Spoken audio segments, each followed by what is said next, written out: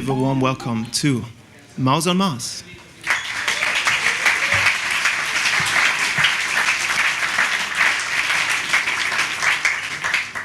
Jan, ST, Werner, and Andi, Toma.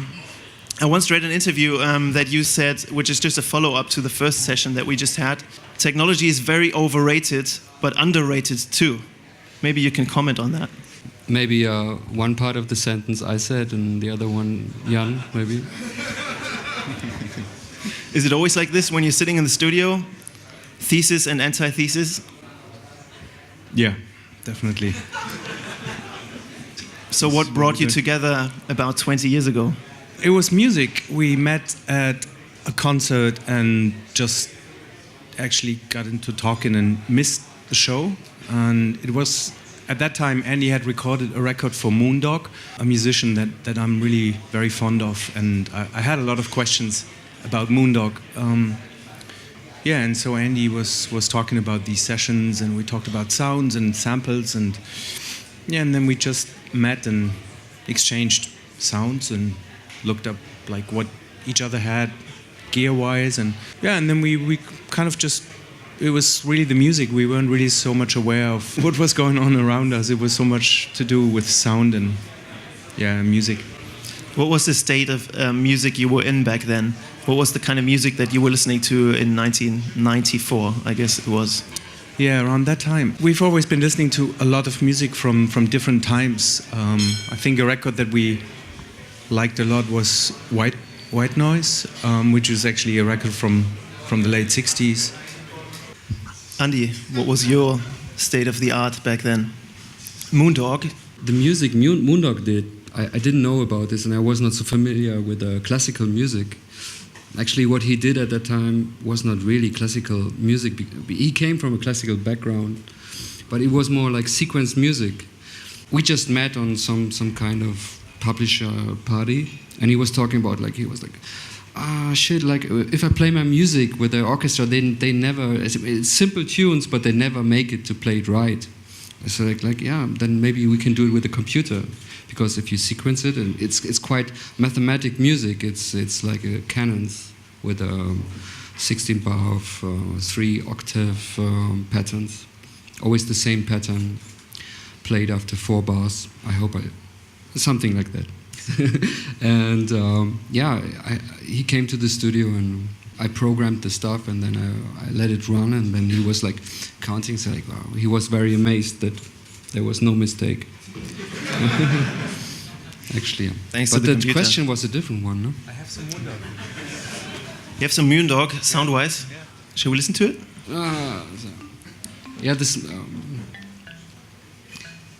It was like mostly marimba stuff. Huh?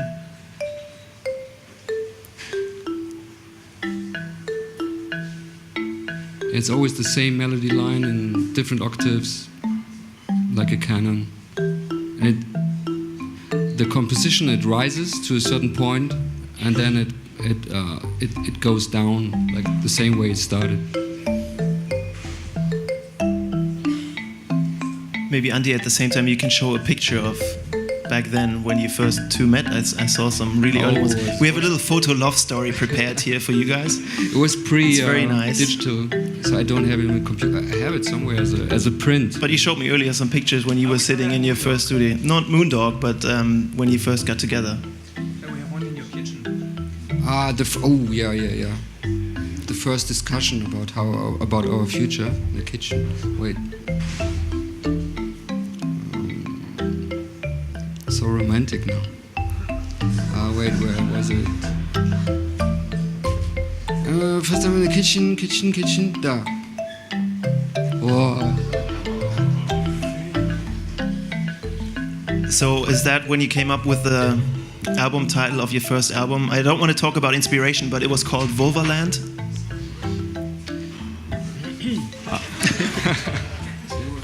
Yeah, our favorite club. Favorite place to be.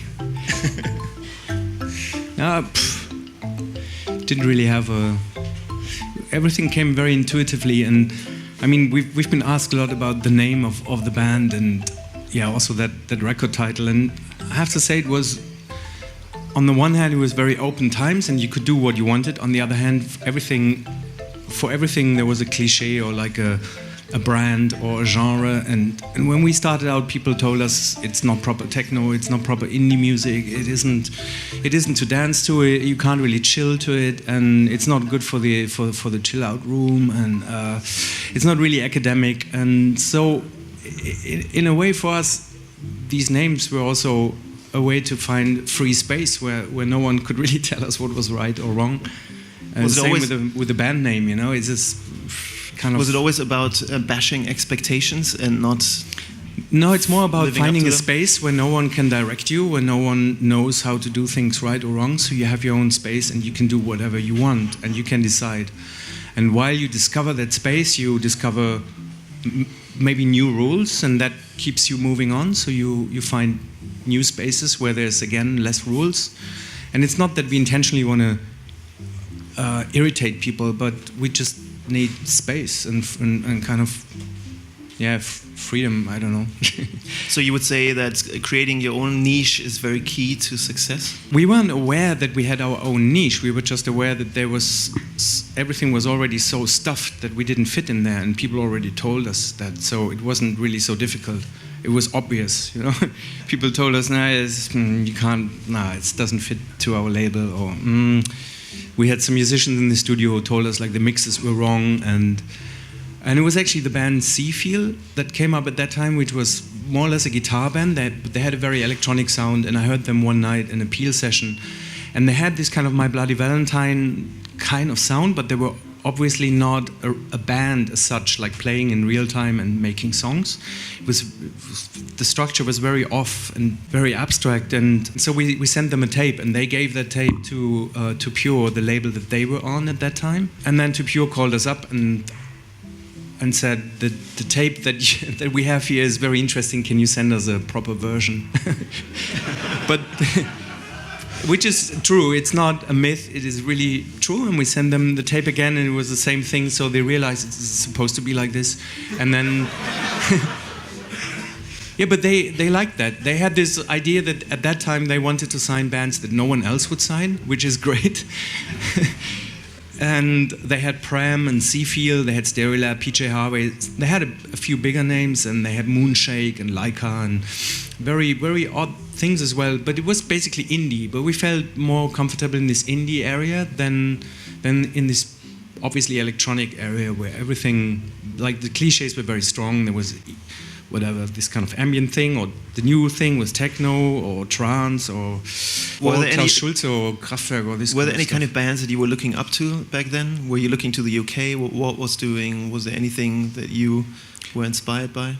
Colorbox was cool. It's a band from the UK. That's a band that we always really liked. I can play a Colorbox track, which when I played it to Jeremy from Junior Boys, he didn't believe me. It was a track from 1982 or something. But were people comparing you to those acts, maybe from other labels? What was your pigeonhole? No, they couldn't compare us. That was the problem. They were angry that we didn't really fit anywhere. One guy said it's probably a little bit like Aphex Twin, but the beats are wrong. This is this track from Colorbox. Colorbox is a band that they did this pump up the volume thing with the A.R. Kane guys. Let's go! Can we make it louder? Here. This is the master.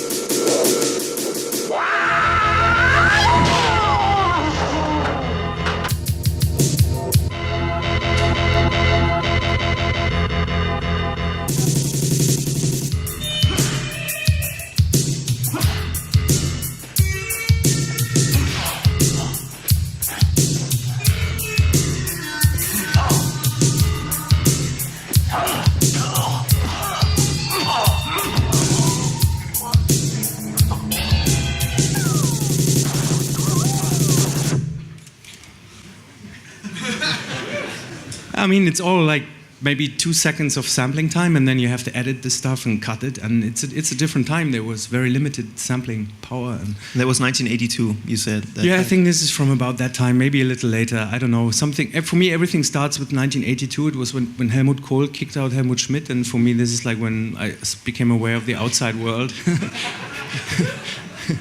Another artist we really liked was Holger Hiller. I mean, we still like him. He's still around with Palli Schaumburg. Palli Schaumburg, yeah. We had Thomas Fehlmann here, and they were both should starting invite Holger out. Hiller. He's amazing.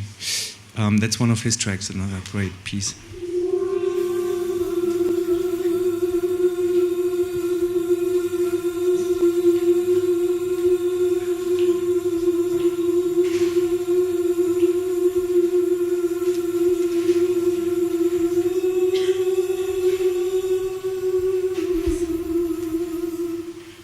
Der Holzsteig ist unten.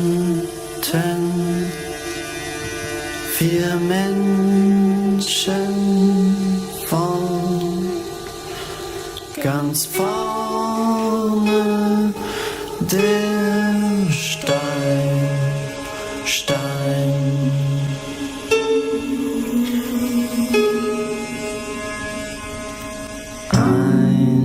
Fleck oben im Eck. Oben im Eck, yeah. It's this record's called Oben im Eck.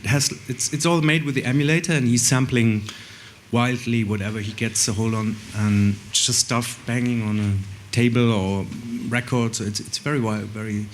So when you get into the studio, do you listen to music first and then draw inspiration from that, or what is your approach? We had a few moments where we thought we would like to do something that is kind of like something else, and it always turned out like to be at least the opposite. Like when we, for instance, we really like Napalm Death and this kind of grindcore, faster stuff. It was a big influence on Vulvaland, which is very. It's totally not like that, but that's the funny thing with music. It's not about analyzing, the waveform or the oscillator, like looking, okay, it's really more like what it does to you and how you respond to it. And sometimes music is so odd. That's what makes it so interesting.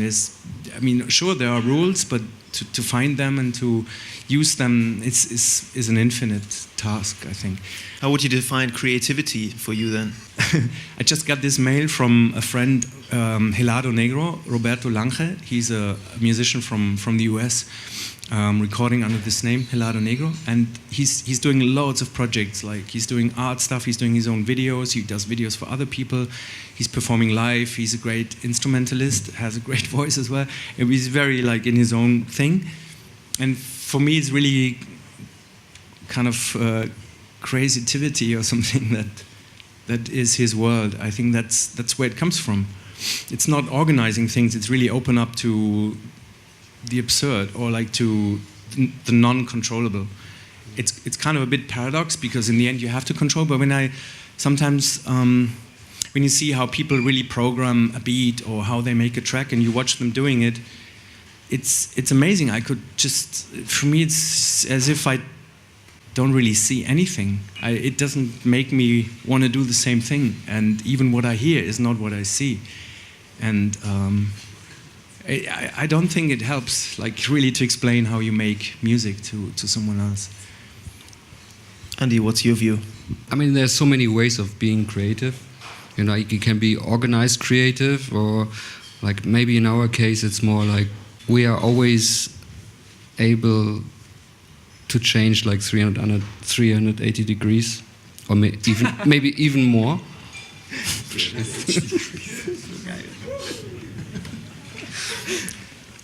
Yeah. I guess we all got the point. We should maybe look at a few pictures from your first studio and then maybe move on, because I guess you are two who are more future-oriented than past-oriented. So, but I guess it's very interesting to see that transition of how you first started out, how you practiced with your band, and then maybe some people are interested in what you're working with today. Yeah, this is the studio of like when we started in long time ago. That was in Düsseldorf in an old liquor factory. And this is the guitar room. It's just 4 guitars, but it's the guitar room.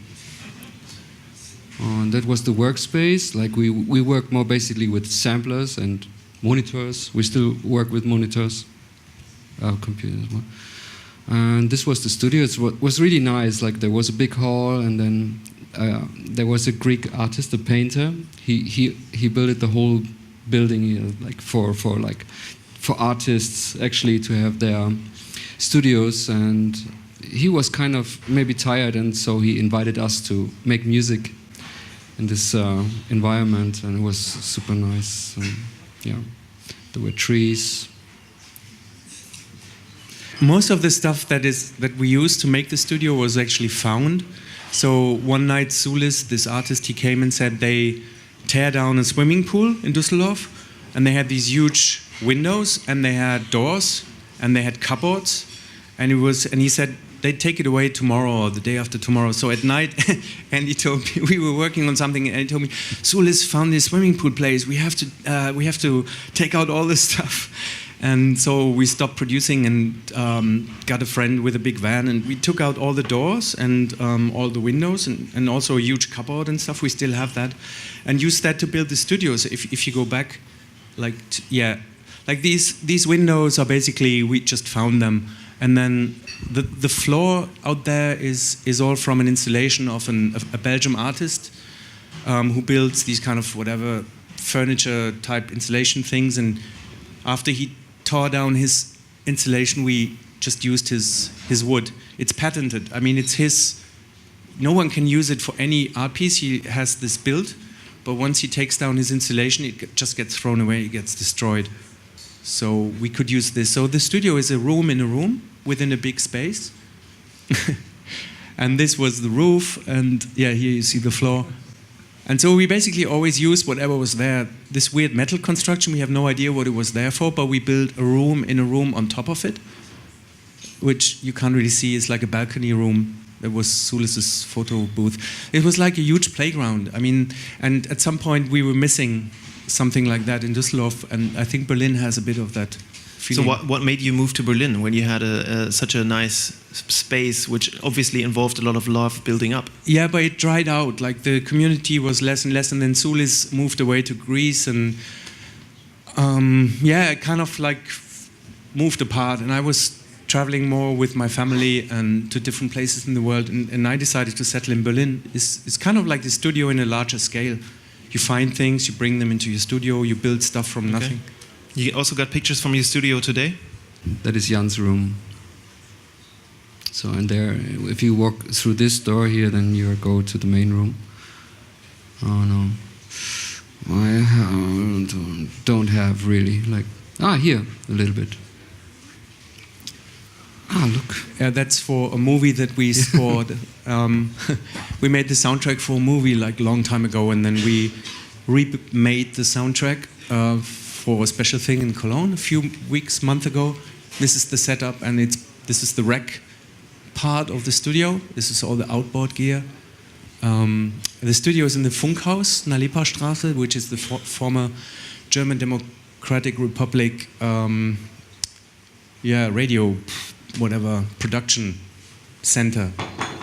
They recorded records and they made radio shows, and now it's all studios of artists like. So how much outboard equipment do you still use compared to software? Our golden record, actually, Andy built it. Yeah, our first platinum record, stolen. Where did you steal it? In Switzerland. Yeah, yes. They had tons of it. Yeah, when we had these interview tours, you sometimes, at this time, there were still like bigger record companies, and we were kind of like a plaything. It's Rondio Veneziano.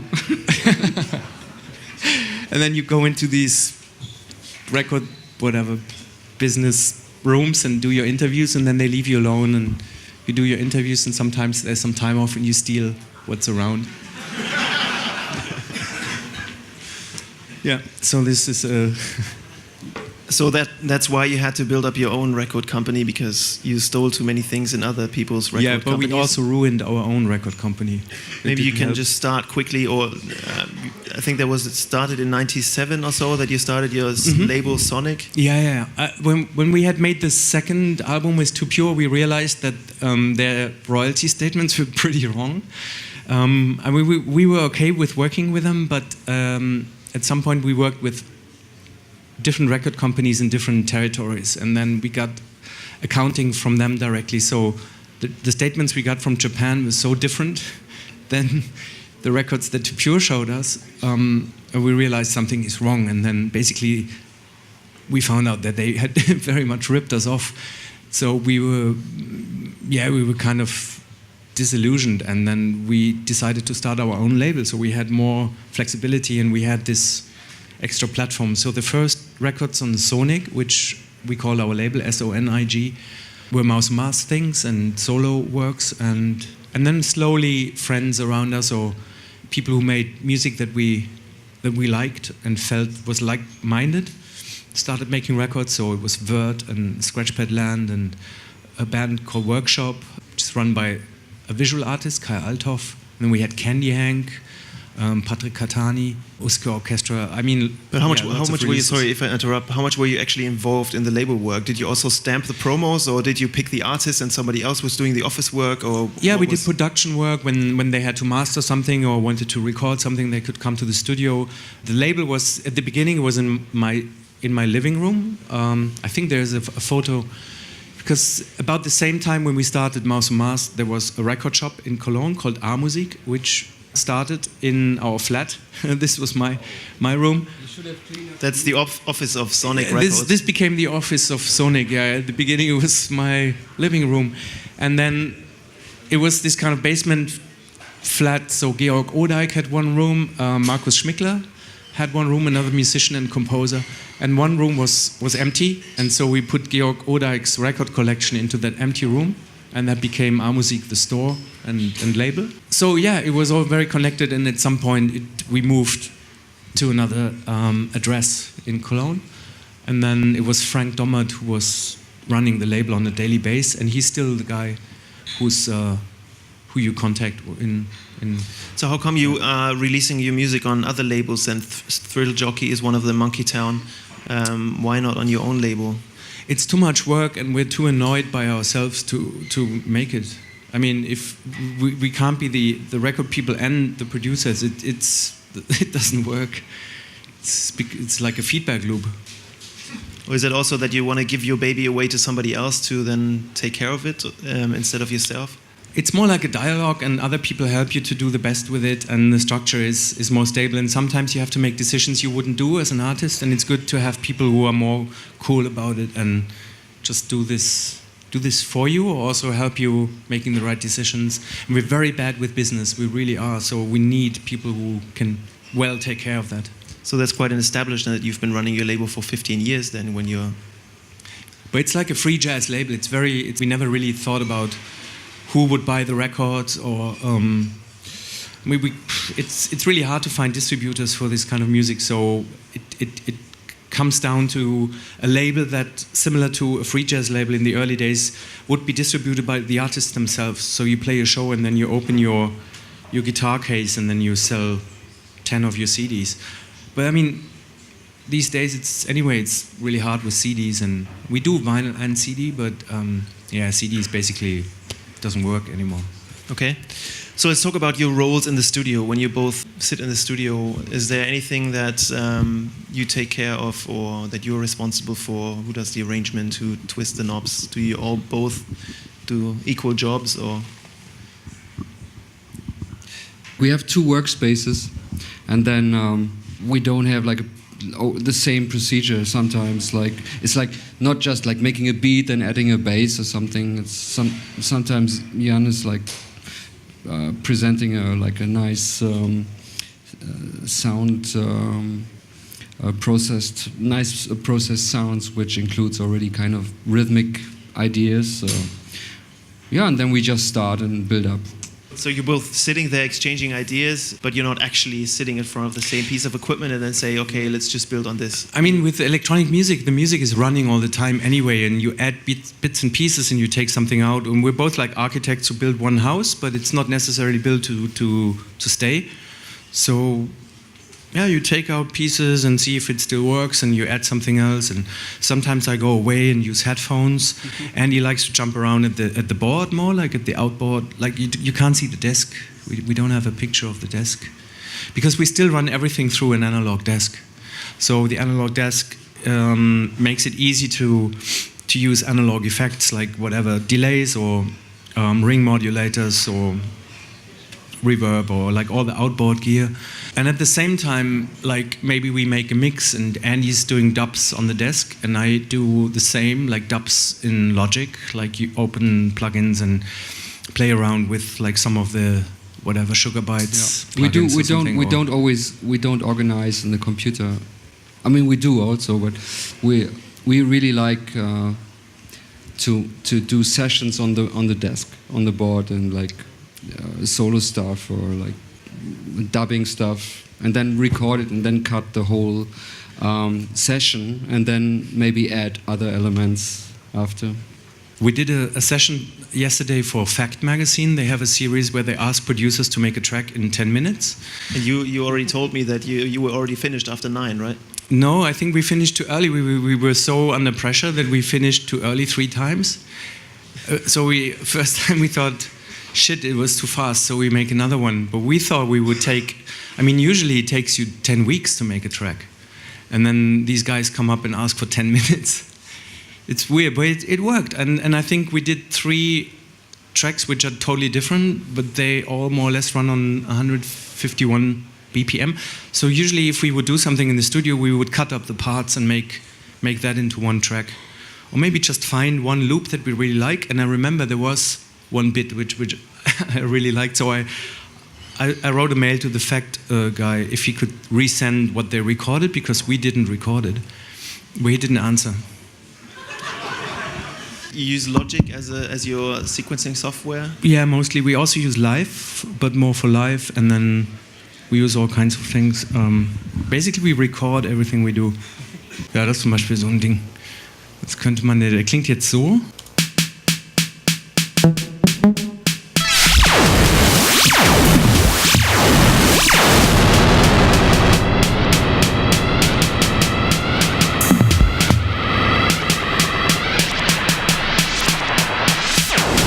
Okay, yeah, this is like something.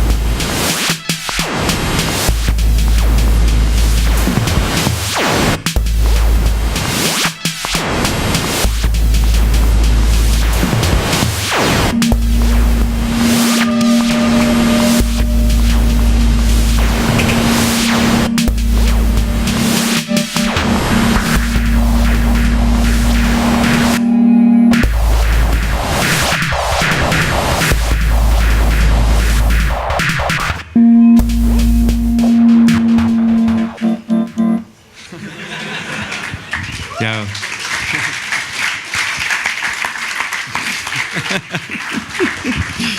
So this is kind of how your life set works? It's so great that like I'm really happy to live in times where something like this makes people happy. For me, it's the best. I would not want to live in any other time, really.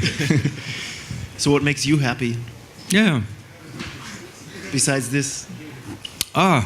Food. I mean, my kid. Let's really ruin the mood now. My family. Being in the nature. Being in the nature, you do a lot of field recordings? Field recordings? Sometimes, yeah. If there is something interesting, we might record it, but there is so much to do with synthesis and resampling and processing sounds. That's more our world, I think, than really recording with a field recording device and making. But to catch up ideas, I guess you also worked with Native Instruments to create this Retch-Up app? No, that's not a native app. It's our own thing that we've done just like basically independently. Maybe we can show it quickly. Florian, who just introduced Maschine when he was not with Native, helped us coding it. And it took so long that now I think Florian is head of production at Native and we still haven't finished our app. So that's what happens when you do things independently. Peter Kern is helping to code it. So the initial patch was an RJDJ patch programmed in PD. And now we've all coded it for iOS. That's what Peter did. And he added a sampling mode, which isn't really implied in the app yet. So what the app does, it's a very simple thing. It's like a dub, delay, distortion, feedback device. Very uncontrollable. And it's something we always wanted. And so Florian was helping us realizing it. I think it took him 2 afternoons to make the prototype. I mean, it's something which we use live. It's like a guitar. It uses whatever input you feed into it and adds feedback circles onto it. So it's not really like a pitch transposer. It's all based on feedback loops. And the actual...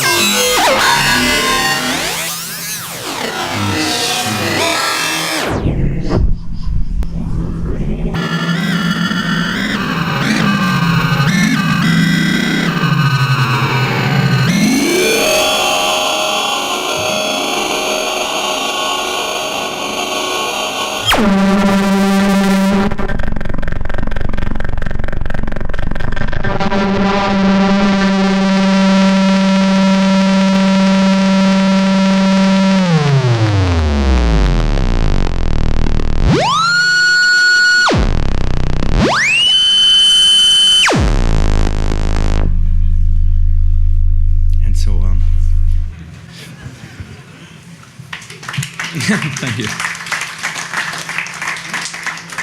I mean, it's basically finished, and also the sampling option is already encoded, but to get it into the store takes time, and finally, I mean, eventually it will be in the whatever app store, and yeah, and then other people can make feedbacks too.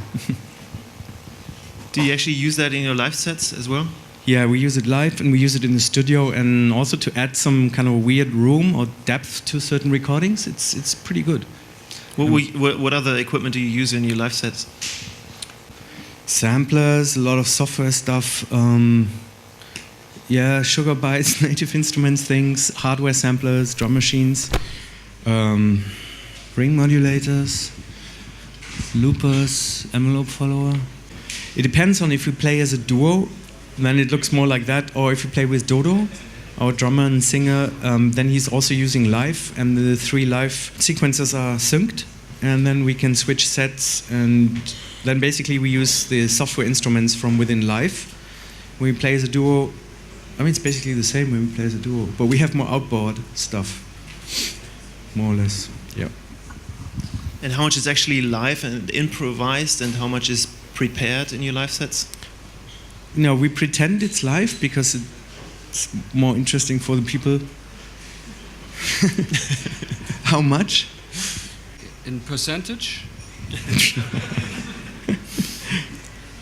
I think we have a ground, like in Ableton Live we have like a basic structure, but we always can, like we have like 5 tracks running of the idea, but we always can remove. Like, for instance, we just can keep the bass drum, and then we have like other outboard equipment like drum computers and samplers. We do lots of stuff with the microphone, and then we can loop stuff, and then suddenly out of an existing song we can create something totally new. It always depends how open the audience is. Like, if you feel the audience is kind of stiff and they expect something specific, it's more difficult to get off the basic structure. But we have lots of possibilities to get around. Sometimes we play on, I don't know if I'm doing this sound which is happening in the moment, or and he's kind of a 303 acid king. He really likes to tweak the 303, and we have a 303 clone which also has audio input, so that is really interesting to put things through that. And I use a lot of software stuff, and usually it starts with a sound that you would know from a record, like a synth sound you would know from a certain track, but then after tweaking it a while, it just sounds different. It's just the way it is. So we talked a lot about electronic equipment, but you also have a project where you don't use any electronic equipment at all. You work with an orchestra together. Maybe you can tell us a little bit about that. Yeah, but that still has electronic sounds in it as well. Yeah. But how do you collaborate with the orchestra? We process a lot of the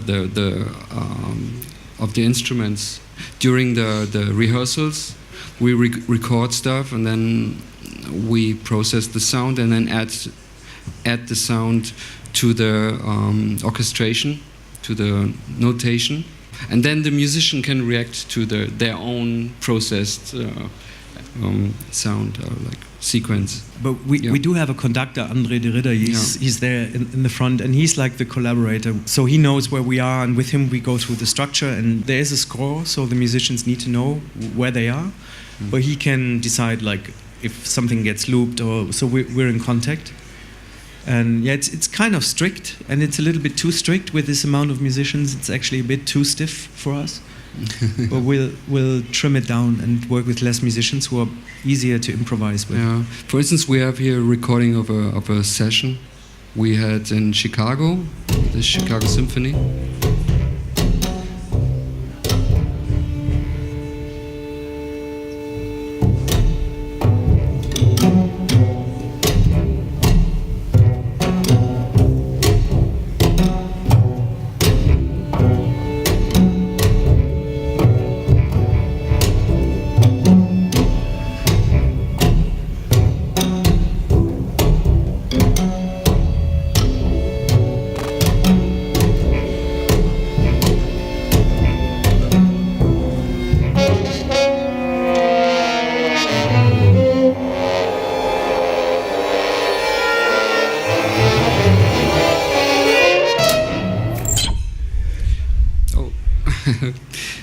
Oh, that's a nice part where you do the... Yeah. I found the filter here as a system.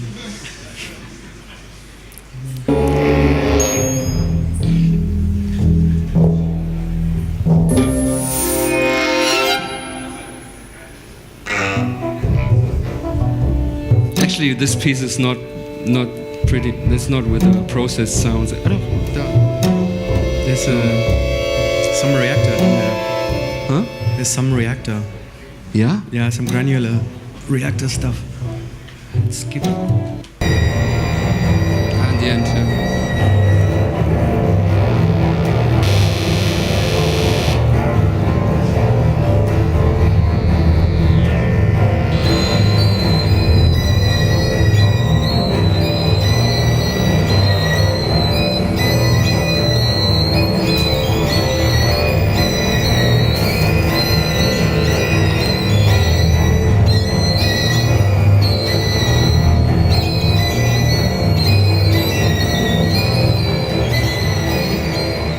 Actually, for this project, we had just about 3 afternoons of rehearsals, so it was quite stressful, because during the rehearsals, Jan was running with his Zoom device and recording the stuff, and then in the evening we were listening in the hotel to the recordings, and then process the recordings, and then Andre had to change like notations in the arrangement, and then on the next day we came with the processed sound, and then the orchestra had to listen to it, and then again like adjust to the recordings we did in the hotel.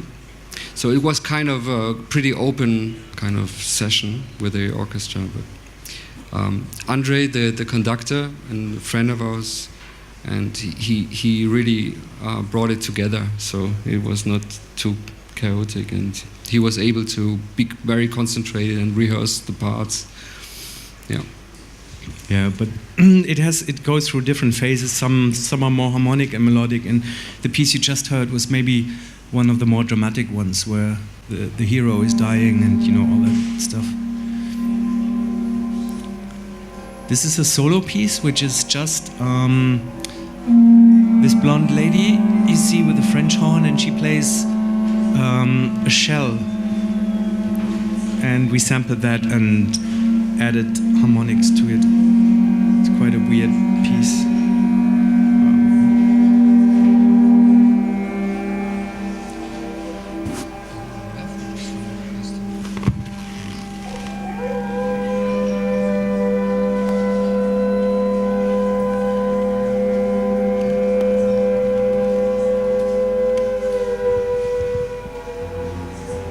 That's in Musikfabrik's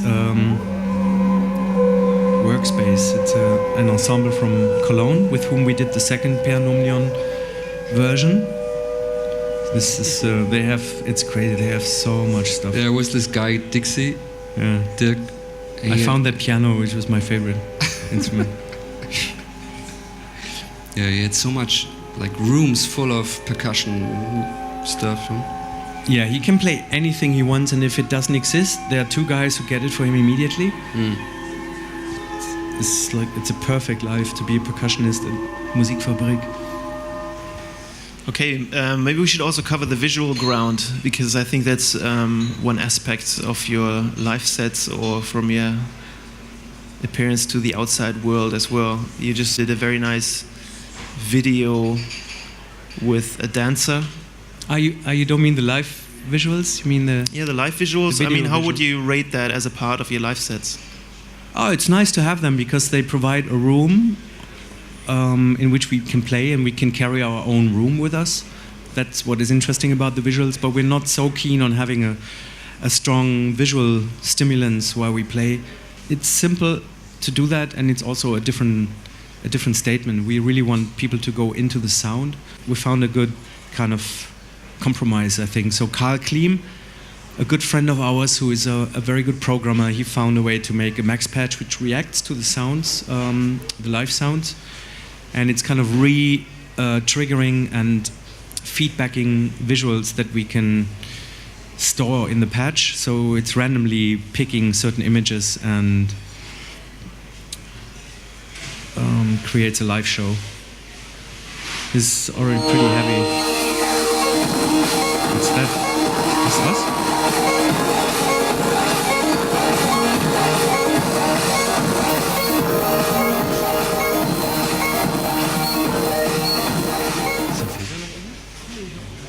So, mach doch.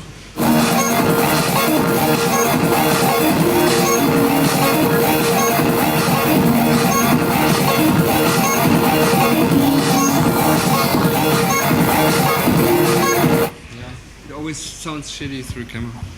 It's kind of mapping, like we had this elements, like two on our laptops, like two screens on laptops and one screen in the back, and it has a, it's like and it works with one video beamer, so with one beamer we can map the different surfaces, and Andy has a little device on the iPhone which he can readjust the mapping just before we play. So it's no problem to have other bands playing the same stage. We can make a sound check, map everything right, and then take it all down and remap it before we play. Yeah, and then we did this video. Actually, it was it's a Polynoid. They do animation programming, and we wanted to have a dance video. And our idea was what was this guy called? Mr. Gold Inferno. Gold Inferno. Yeah. When we were working on Parastrophics, it's an album from 2012, the first one of like a new series of records that we've been doing, and we had that one track Polaroid, and I was just watching a few videos on YouTube randomly, and then this jump style guy came up. It's a guy from LA, and he's wearing a golden mask, but he's dancing jump style, and his main goal is to promote jump style in the US. Jump style is a Belgian German, whatever kind of hardcore gabba type dance. We just kind of jump around very fast, more or less. Yeah, and he was wearing this Mexican wrestler mask. Yeah, he was wearing this wrestler mask, and he's amazing. His videos are great. So Gold Inferno, if you have a chance to check him out. But so we tried to contact him, but he's obviously only interested in dancing on pure jump style music. So we had to reenact a Gold Inferno video. Yeah. And Jan Bitzer from Polynoid, who happens to work in LA quite often, really liked the idea and tried to track down the dancer.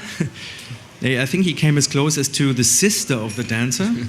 But then it stopped, and he said, okay, we have to reenact it. And then he found some guy from some community dance company and basically remade the video. And then the dog of his girlfriend, of the director's girlfriend, always was in the picture. So this dog, this Pudge, became like the main character, or is like the companion of Gold Inferno. Yeah. But he's having his own moment at some point. His name is Cow.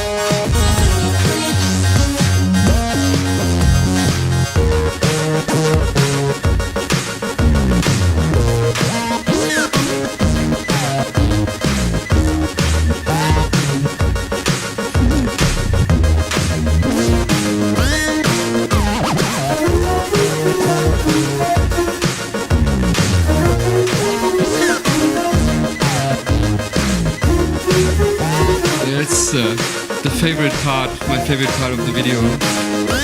They wanted to put pyramids. They said no, we want the dog, and then they had to get somebody who is programming the dog. Like, the guy came and he had to. Yeah, that was pretty amazing. We were in Polynoid's office and they had these pyramids coming from far away, and we said no, please, can we not use pyramids? And they were like, well, what's wrong about pyramids? And we were like, no. What about the dog? The dog. And then they said, well, there's no 3D model of like my girlfriend's dog. And we said, but isn't that something similar? And then he said, yeah, this one guy is like this super hacker guy. Next door, he was like, he said, we have a dog. But we have to give them a 3D model of blah, blah, blah, blah in return. And so Jan was kind of calculating. You could really see the dollar notes in his mind.